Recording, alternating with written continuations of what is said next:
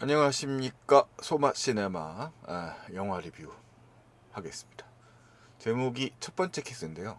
제가 일본 영화를 리뷰한 지가 벌써 5개월이 지난 것 같아요. 이 채널에서는 뭐 그동안 부산 영화제에서 본 영화도 있고 그렇습니다만, 자, 어쨌든 이 작품 꽤 괜찮게 봤습니다. 첫 번째 키스. 마츠다 카코와 마츠무라 호쿠타, 약간 마츠다 카코는 저랑 비슷한 세대 분들도 기억하실 만한데 이따 말씀드릴게요. 일단 이 작품의 연출자는 츠카라 아유코라는 분인데, 이 TV 쪽에서부터 꽤 시청률이 높았던 작품들의 연출 프로듀서를 맡았던 분이더라고요. 그래서 최근에 나왔던 영화들이 대체로 다 호평을 받았어요. 그래서 지금 커피가 식기 전에와 나의 행복한 결혼은 OTT에서 보실 수 있고, 사실 저는 안 봤습니다. 아직 본 적이 없고요. 이 영화가 처음 봤는데, 이 첫 번째 키스가 국내 관객들로부터 개봉 첫날 이틀 만에 한 1만 관객이 넘어섰기 때문에, 이게 메가박스에서만 개봉하는 영화거든요.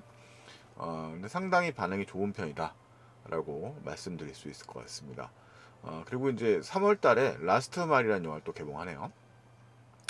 자, 일단은 츠카라 아이코 일단 믿음직한 연출자인데, 뭐 이렇게 예술 지향성이라기보다는 되게 감성적인 멜로 성향의 감독님이신 것 같아요. 그래도 뭐 탄탄한 연출력을 가지고 있는 거는 일단은 어, 인정받고 있는 감독이고요. 그리고 이제 각본가가 유명하죠. 이게 국내에서 이 고레에다 히로카즈 감독의 팬층이 튼튼한 편입니다만, 그 중에서도 가장 크게 흥행에 성공했던 이전 작품이었던 괴물의 각본. 그러니까 고레에다 히로카즈가 본인이 참여하지 않고 타인의 각본으로 처음 작업했다고 하는데, 그 괴물의 각본을 쓴 사카모토 유지 님의 사카모토 유지 씨의 이 각본이 들어간 게 이 첫 번째 키스입니다.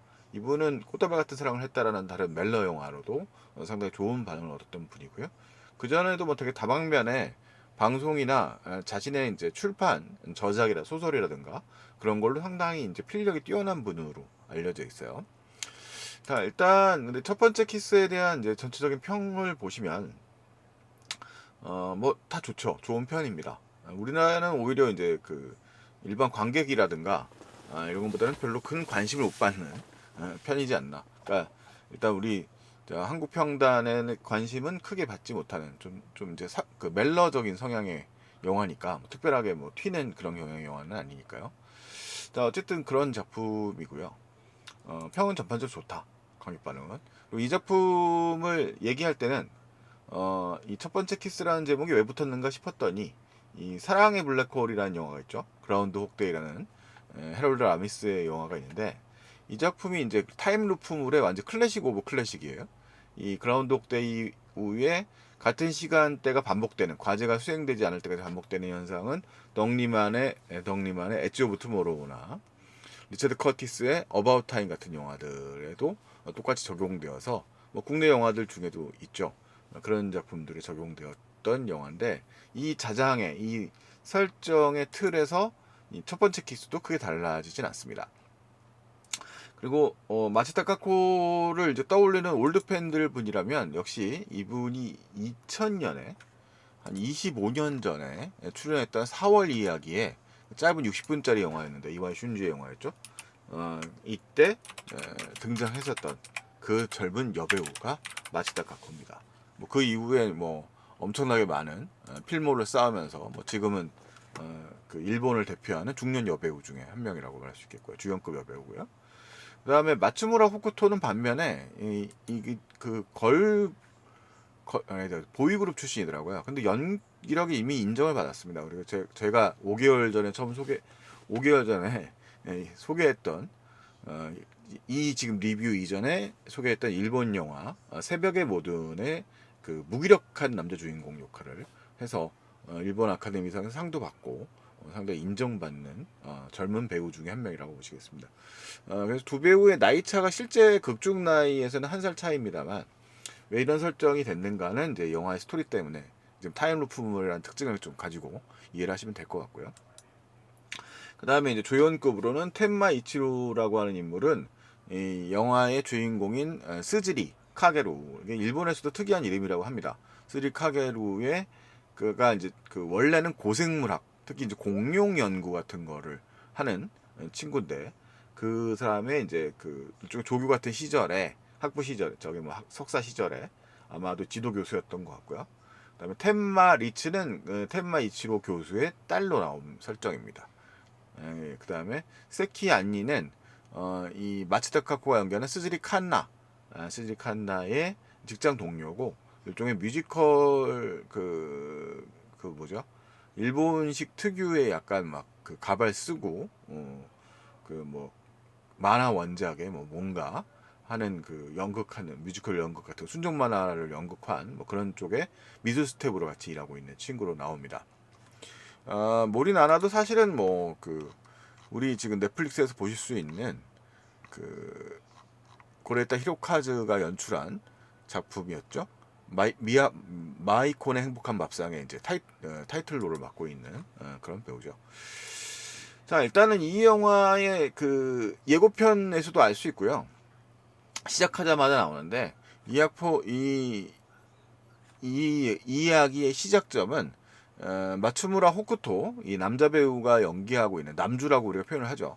마츠무라가 이제 얘기하는 스즈리 카게루가 그 누군가를 구하기 위해서 떨어진 유모차를 구하기 위해서 지하철역에 뛰어들었다가 목숨을 잃는 장면으로 등장을 합니다. 그러니까 이게 우리나라의 그 안전 펜스가 우리는 이제 일반화되어 있습니다만, 이제 어느덧 일반화되었죠. 일본은 아직까지 이제 그런 게 설치가 안 돼 있는데, 사실은 이제 뭐 설정상으로 보자면 안전 펜스가 있으면 일어나지 않았을 문제입니다만, 어쨌든 추락해서 사망을 하게 된 사건이 있습니다. 그 사건을 가지고 이제 혼자 남겨진 거죠. 스즈리 칸나 부부였던 마츠다 카코가 굉장히 자기 삶이 이제 파괴되어 있는 모습을 보여줘요. 그래서 집에 보면 이제 히키코모리처럼 막 뭔가 다 흩어져 있고 정리도 안 되어 있고, 그러니까 이제 시각적 프로덕션 디자인상 모든 게 이제 좀 흩어져 있고 좀 망가져 있는 상태가 되어 있는 거죠. 자, 그러면서 이제 일을 하고 있습니다. 여기 지금 모리나 아나가 연기한 세키 안니는 후배인데, 이들과 같이 이제 그 미술 스텝으로 그런 이제 흥행이 잘 되는 비교적 그런 공연의 스텝으로 일을 하면서 하고 있는데, 원래는 이 사람이 나중에 밝혀집니다만 시각 디자인을 이제 디자이너로서의 꿈을 꾸던 그런 사람이었어요. 자, 그리고 일단 그 영화의 전제가 뭐냐면, 이 사람이 이제 이렇게 그 파괴된 삶을 살게 된 부분들은 뭐가 문제였냐면, 이 영화는 이제 부부 관계에 대한 결국 이야기라고 말할 수 없는데, 사랑과 부부, 사랑과 삶에 대한 뭐 이런 얘기죠. 15년의 결혼 생활이 그렇게 성공적이지 않았던 겁니다. 그러니까 이들은 그 이혼 직전에 이제 그 이런 사고를 겪게 됐고요. 사실은 그 당일 날은 영화에 이제 나중에 밝혀집니다만, 이혼 서류를 가지고 이제 귀가하던 그 귀갓길에 이제 하려고 하던 남편이 사고를 당하면서 법적으로는 이혼하지 못하고 이제 사망을 치르게 되었죠. 그래서 집에 보면 일본은 이제 불단이 있으니까요. 그래서 이 사람은 처음에 그 되게 남을 위해서 희생한 사람이잖아요. 그렇기 때문에 이제 많은 사람들이 감동을 받게 되고, 뭐 프로듀서 방송국 프로듀서가 쫓아와 가지고 당신 남편 이야기를 드라마로 만들고 싶다 할 때도 그런 질문을 오히려 던져요. 사랑하는 사람, 모르는 사람 위해서 죽어서 사랑하는 사람, 아는 사람을 남겨두고 있는 남편이 그 부부의 이제 테마의 그 프로듀서가 테마가 부부간의 사랑이다, 이런 얘기를 하니까 그런 사랑이었을까요? 이런 식의 질문을 던지게 됩니다. 자, 그러면서 이제 이 영화의 이제 설정이 이제 등장하죠. 이제 뭔가 부서져 있는 지금 이 관계들에 대한 이야기가 됩니다. 그래서 에피소드 같은 게 나오는데요. 이 둘의 관계가 이미 이제 벌어져 있을 만큼 벌어져 있는 상태에서 있는 부부 관계를 이제 회상으로 보여주는 거죠. 자, 그러다가 이제 어쨌든 이제 자기 삶도 온전하게 이루어지지 못해요. 그러니까 이 사람이 만두를 시켰는데, 그러니까 이제 지금 이제 낙이 없으니까요. 그래서 아마 3년을 기다리는 만두집이 있나 봐요. 3년을 기다려서 받은 택배를 받고, 그 다음에 이제 이거를 갖다가 착불로 해서 비싼 착불비를 내고 그 다음에 이제 만두를 수령해서 그걸 구워 먹으려고 직장 생활을 하면서 하고 있다가 결국 이제 극단 측에 갑자기 연락을 받게 돼서 그 맛있게 먹을 수 있는 만두 제대로 못 구우고 그 다음에 이제 가는 장면, 이 지금 이 차를 끌고, 이게 이 사람의 주인공의 차예요. 저기죠. 네, 그러면서 지프죠, 지프. 네, 그래서 가게 되는데 갑자기 이제 겨울이었어요. 이 사람이 계속 이 난방, 아마 이제 혼자 살게 되는, 둘이 살던 집에 혼자 살게 되니까 난방비 문제도 있고 뭐 정리도 안 되고 그러니까 너무 추워서 나중에 히터를 틀긴 하지만 그 히터가 있는 리모컨이 그 남편의 불단이 있거든요. 근데 이 둘이 이제 분리된 공간에 살아서 남편이 이제 따로 방에 있었고 거기 불단에 이제 그 재단이 거기 있는 그런 형태였던 거죠. 거기 들어가기 싫어가지고 이제 어쨌든 그 리모컨을 찾아가지고 가지만 이제 그러면서 약간 이제 원망의 말 뭐 이런 말들을 하게 되는 겁니다. 이제 여기서 이제 뭐 사실은 이 타임루프 과정은 별로 성의가 없어요. 사실은 이제 이 영화에서 관심은 뭐 그런 루프 과정의 설정 같은 건 뭐 그렇게 중요한 게 아니고 어쨌든 타임루프물들이 이제 거듭되면서 뭐 그런 이야기들은 뭐 그렇게 중요한 걸로 취급하지 않기도 하니까 뭐 과학적인 거 뭐 그런 건 필요 없고요.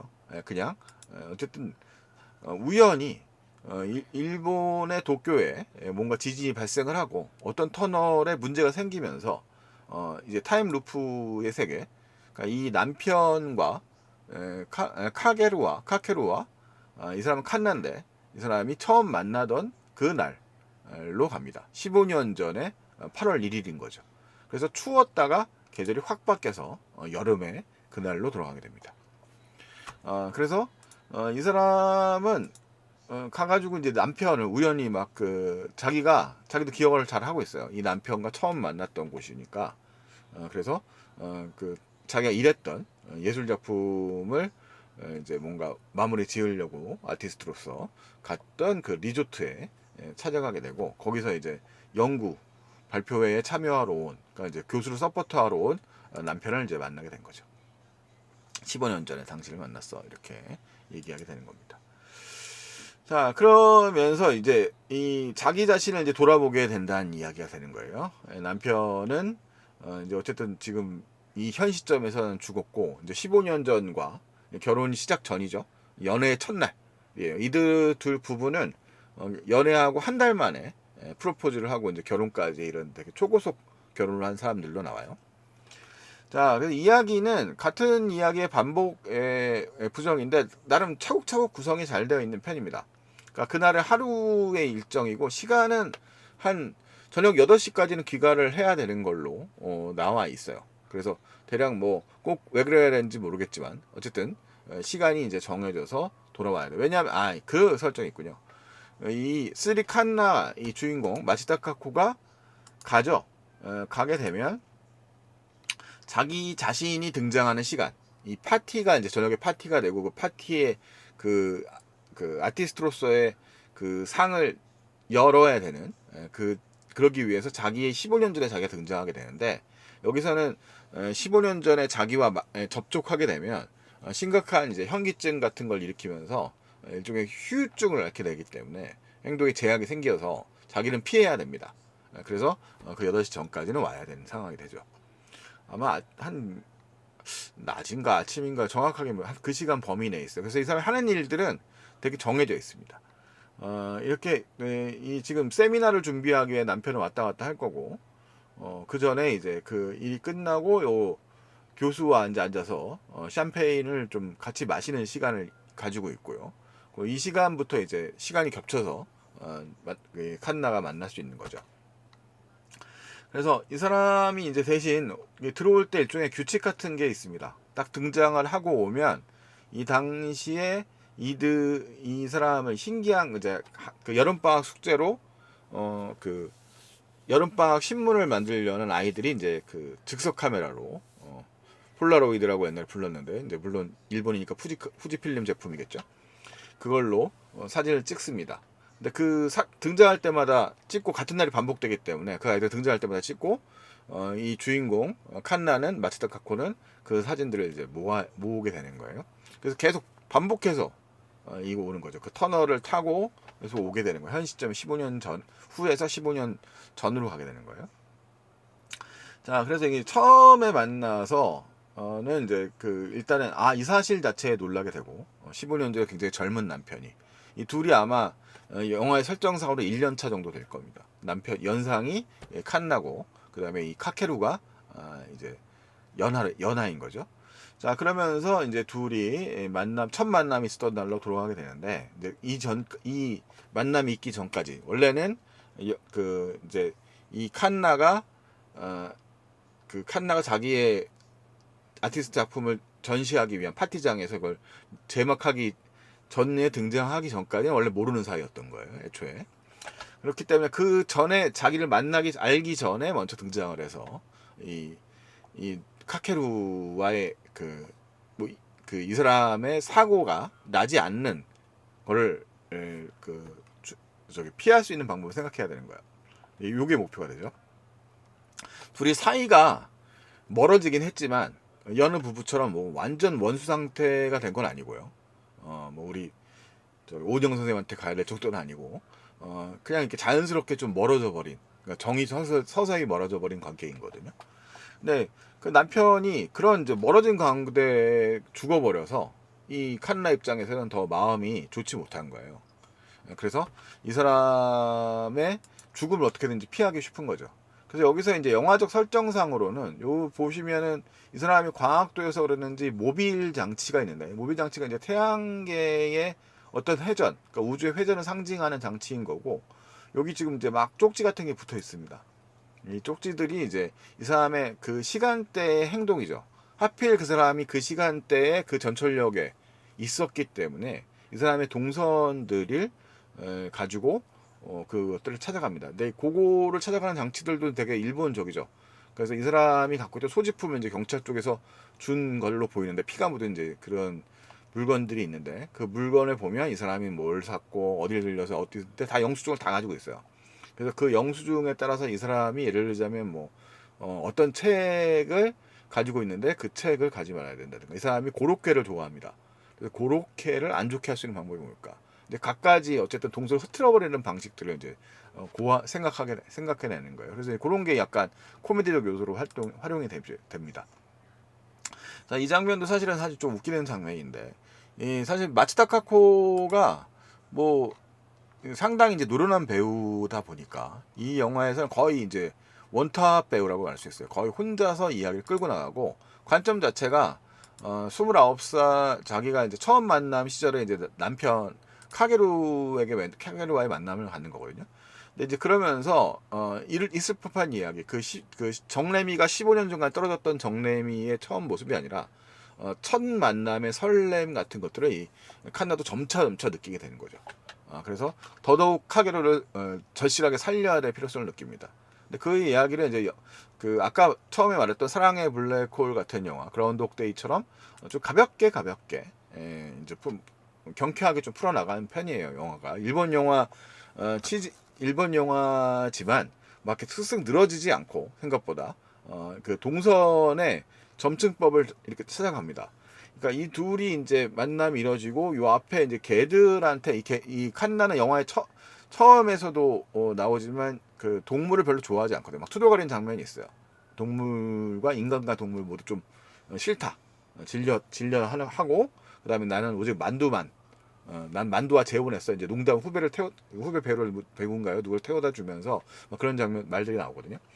영화가 탄탄하다는 게 이제 그런 소소한 이야기들의 요소들을 잘 배치하고 그것들을 이제 다 떡밥을 던져놓은 걸 잘 회수한다는 게 이 영화가 이제 탄탄하고 흥미롭다는 면이죠. 그 디테일한 면들을 잘 살렸고 그 요소들을 갖다가 잘 떡밥을 살리고 있다는 겁니다.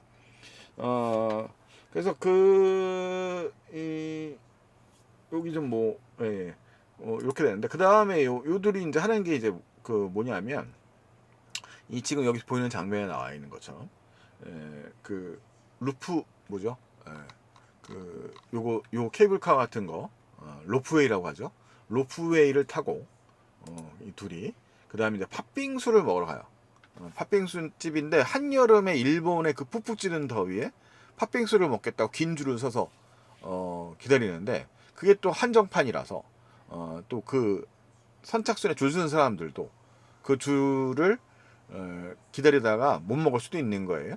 그래서 영화에서는 처음 이 사람이 계속 그 가면서 팥빙수를 못 먹는 장면이 계속 나옵니다. 그래서 이제 마지막 거의 가서야 영화에 거의 이제 마지막 가서 이제 거의 마지막으로 갔을 때쯤에 이 사람이 이제 그 팥빙수를 먹으러 가게 되는데 그런 설정들 자체가 상당히 흥미롭고 그 뒤에 있는 사람들도 그렇게 감정을 읽어낸다든가 이런 장면들도 상당히 좀 흥미로워요. 그래서 그런 정치법적 요소가 일단은 설정 자체는 사랑의 블랙홀과 다를 게 없지만 그런 요소들을 잘 살려가지고 그런 감정선이라든가 이런 것들 배치가 잘 살아있고요. 요 요소들 이제 이 여러 가지 방법들을 이제 다 써봅니다. 지금 요 장면의 경우에는 이제 그 전철에서도 갑자기 이제 그 멈춤 신호를 보내는 그런 장치가 있거든요. 남편한테 그걸 상기시키기 위해서 그 15년 전에 가서 하는데 오히려 더 부작용이 나는 상황이 발생한 거죠. 그러니까 일종의 운명처럼 이게 참 바꿔지지 잘 않는다. 라는 쪽에 이제 이야기가 나오고요. 그래도 이 스이 칸나는 계속 그 계속 그런 시도들을 하게 되는 거죠. 그리고 이제 어느 날 이제 영화의 중후반부에 가면 아까 말씀드렸던 이 텐마 이 리츠라고 하는 그 교수의 지도 교수였던 남편 카케루가 지도 교수의 딸이었던 사람인데 이 사람은 계속 충전기를 찾거든요. 영화 속에서 충전기를 찾고 그 다음에 이제 이 어떤 시도를 하냐면 칸나는 지금 옆에 있는 왼쪽에 이제 마츠테카와 칸나예요. 행복했나요? 라는 질문을 받은 다음에 자기 자신을 이제 돌아본 거죠. 15년간 결혼 생활은 실패했었으니까. 그래서 그 결혼 생활에 실패한 결혼 생활을 생각을 하고 그 다음에 이제 저기 뭐야 이 자신과 만나지 않는 게 행복한 길 아니었을까 그에게 이러면서 다시 또 영화에서 방향을 선택하는 거예요. 원래 이 부부 관계는 이런 관계였거든요. 같이 밥도 따로 먹고 그런 좋지 않은 관계로 가는 상태였기 때문에 부부관계 거의 최악 수준에 있었고 공감대를 갖지 못하고 남편은 원래 저 고생문학을 연구하다가 이제 생활적인 요인들 때문에 결국 저 회사에 무슨 격리 업무를 담당하는 직원으로 살아가면서 삶에 좀 뭔가 그 활력을 잃어버린 상태가 됐던 거죠. 자 그러면서 이제 자기 자신을 돌아보게 되는 상황이 되고요. 그래서 이 사진은 그 이들이 처음 만났던 2009년도 8월 1일에 이들의 모습을 찍은 그 폴라로이드 사진인데 즉석 사진인데 이 사진에서 어떻게 하면 그를 살릴 방법을 결혼하지 않는 게 최선이 아닌가라는 생각을 하게 되면서 시도를 한다 여러 가지 시도를 한다 이런 얘기가 됩니다. 사실 영화를 많이 보신 분들이라면 이 영화의 결론은 대략 예측할 수 있습니다. 대략 예측할 수 있는데 그 예측할 수 있음에도 불구하고 영화는 뭐 흥미로워요.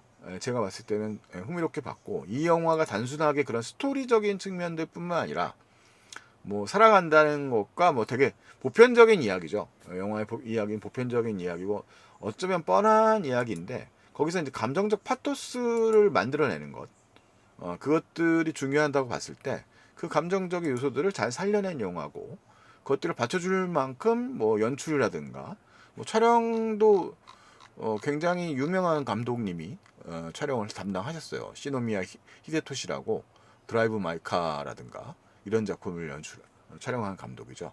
너의 새는 노래할 수 있어. 뭐 일본 영화의 명작들이라고 할 수 있는 작품들을 촬영했던 감독들이어서 이런 그 여름의 분위기가 있습니다. 그래서 영화가 이제 그런 마지막 시도 이후에 이제 어차피 그 터널이 공사가 끝나면 터널이 공사 기간이 길었기 때문에 계속 갔을 수 있었거든요.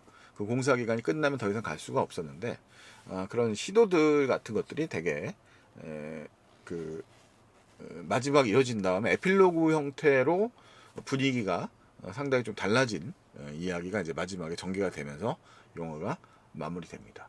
그래서 상당히 이제 소소한 디테일들을 잘 살리고 있는 영화지 않을까라는 생각이 듭니다. 인상 깊게 본 거를 말씀드리자면 그 뭐 즉석 사진 요소라든가 그다음에 뭐 계절도 영화의 앞부분은 추웠던 곳에서 가가지고 갔다가 이 칸나의 활약 이후에 그 더운 오히려 이제 좀 봄이라든가 이런 식의 계절의 변화가 좀 생겨나요. 그러니까 이제 그거는 영화적인 깨달음을 얻는 주인공이 그런 시기고요. 그 아까 말씀드렸던 그 이 시간선을 구성하고 있는 그 태양계 모빌에 달려 있는 건 붉은 실이거든요. 그러니까 일본에서 붉은 실은 사람들 간의 인연을 의미한다고 우리가 이제 일본 영화를 통해서 배웠는데 뭐 그런 묘사들 같은 거는 이제 쉽게 사람들이 그 비유들을 쉽게 이해할 수 있도록 영화를 구성하고 있고 그다음에 그 시각적 조형들을 잘한 거죠. 뻔하지만 영화가 말하고자 하는 바를 명확하게 보여주는 방식들을 잘 취하고 있기 때문에 대중적이고 뭐 다소 뻔하게 흘러간다고 할 수도 있지만 그것들을 잘 구성해서 효과적으로 전달하는 것도 연출의 한 부분이라고 말한다고 한다면 이 영화는 뭐 꽤 깔끔하게 그런 시각적 요소 장치라든가 그런 묘사들 그런 뭐 그 일종의 그 뭐 그 시간의 단위 그다음에 노력의 모습들을 검증할 수 있는 방식 즉석 사진이 나중에 이제 이만큼 어느 정도 쌓이게 되거든요. 그러면서 이제 이것들을 갖다가 그 사람이 얼마나 많은 그 시도를 통해서 뭔가를 해내려고 했던가를 보여주는 그런 것들이 이제 은근한 감동을 주게 되는 거죠. 그래서 이 첫 번째 키스는 꽤 탄탄하게 만들어진 뭐 검증된 각본가와 검증된 연출자 그리고 검증된 배우들이 만든 뭐 꽤 감동을 줄 수 있는 괜찮은 일본 영화로서 이 우리 채널에서 언급해도 되지 않을까 싶은 영화였습니다. 뭐 꽤 저도 혼자 가서 영화를 감상을 했는데 뭐 꽤 즐겁게 봤어요. 뭐 제가 뭐 그 아주 멜로 영화의 열렬한 팬은 아닌데도 이 영화가 주는 즐거움이 있었습니다. 약간 이제 여기 마치타카고 요 장면은 안티에이징이 좀 있어진 것 같고요. 그래서 여러분들도 한 번쯤 이 영화를 즐겨보시면 좋지 않을까 싶네요. 일단은 이 영화고요. 다음에 또 다른 작품으로 돌아와서 다른 이야기를 또 말씀드리도록 하겠습니다. 안녕히 계십시오.